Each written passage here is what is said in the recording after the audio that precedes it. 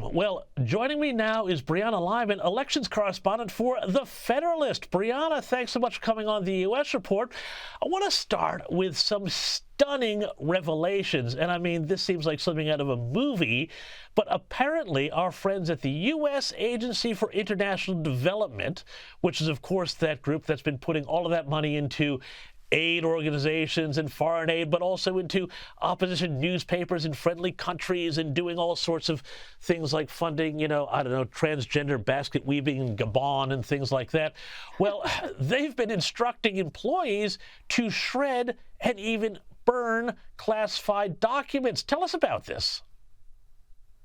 Yeah, this is very interesting. The New York Times did a pretty thorough report on this, but apparently workers are being instructed to, like you said, shred and burn classified documents, and there are efforts to stop them because some people are saying, well, what are those documents? What's being contained in the documents? And I think the larger point here is we have spent the past few years, or I should say the left has spent the past few years going after Donald Trump for classified documents, right? That was the biggest scandal. And now you have people who are burning classified documents allegedly. It makes people say, what is on those documents and why don't you want the American people to know what's being burned, or why are you hiding this information?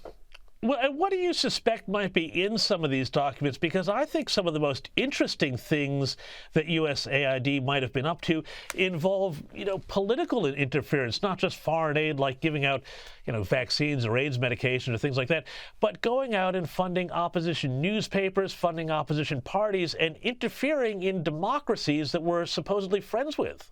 Yeah, well, the United States does have a pretty long history of interfering in other countries' elections, their political business. And I think for most Americans who are actually welcoming this idea of slashing U.S. aid and all of this, international funding, we are only more resolute in our position when we hear that these documents are being burned. Because if they were on the up and up, if USAID was doing what it's supposed to be doing and it wasn't being nefarious, they would have no reason to hide anything or to burn or shred things. So this only bolsters Donald Trump's efforts to downsize the federal government and to stop wasteful spending.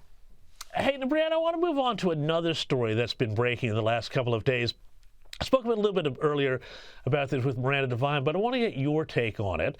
There's an auto pen, which is a thing that basically automatically signs documents. And apparently, the Conservative Heritage Foundation has found that dozens and dozens of executive orders and other documents signed by former President Joe Biden were actually authorized with identical auto pen signatures, including things that were signed when he was apparently off on vacation, which he was for about 2/3 of his presidency. Does this raise any questions to you about who was in charge during the Biden presidency? Oh, absolutely. We have seen from reporting, Wall Street Journal, New York Times, that there was essentially this secret cohort of people who were running the Biden administration. Joe Biden was delegating authority to non-elected officials. He was not doing the duties he was elected to do. And when we talk about this auto pen, he who controls the pen clearly controls the entire country. And it's one thing for a president to use an auto pen here or there, but to have a pattern of using it for numerous documents, including numerous pardons, it makes you wonder, why was Joe Biden unable to do that? And of course, we know the answer. This man was in cognitive decline. There's a good chance he didn't know what was being put in front of him. He probably didn't even know that something was in front of him. They probably never gave it to him, right? But there has to be some serious accountability. We cannot let Democrats fall to the wayside when they had 4 years of unelected bureaucrats running this country, and we're supposed to say that's okay? Hey, speaking of unelected bureaucrats, let's move over to our friends at the Environmental Protection Agency, the ultimate sort of unelected bureaucracy running people's lives, where new boss Lee Zeldin has signaled the most consequential day of deregulation in American history after the agency announced that it is going to roll back a series of environmental regulations, including rules on pollution, coal-fired power plants, climate change, but most notably electric vehicles. Is the EV mandate dead in America? Brianna Lyman. It should be. And, every time I see Lee Zeldin do things like this, I'm always a little bit hurt. He was almost our governor in New York, and he would have done a terrific job here.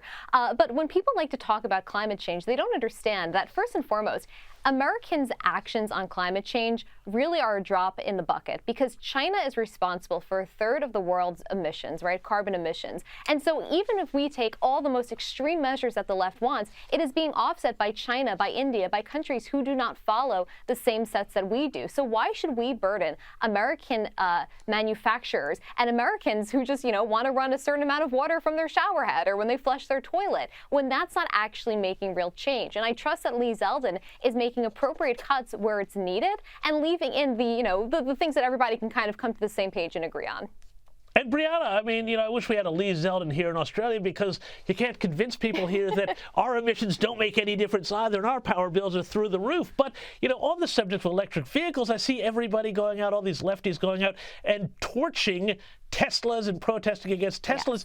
Yes. Is it funny to you and ironic that these Teslas were supposed to be the thing that saved the planet, but now that their owner has gone the other way, well, it kind of reveals to me that really it's not about the environment, it's about control. What do you think?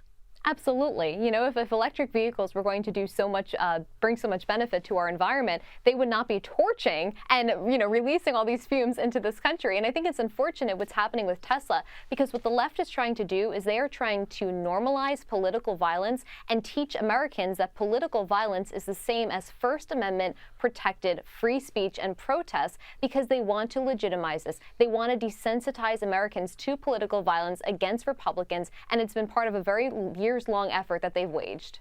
Absolutely right, Brianna Lyman. Thank you, as always, for joining me on the U.S. Report.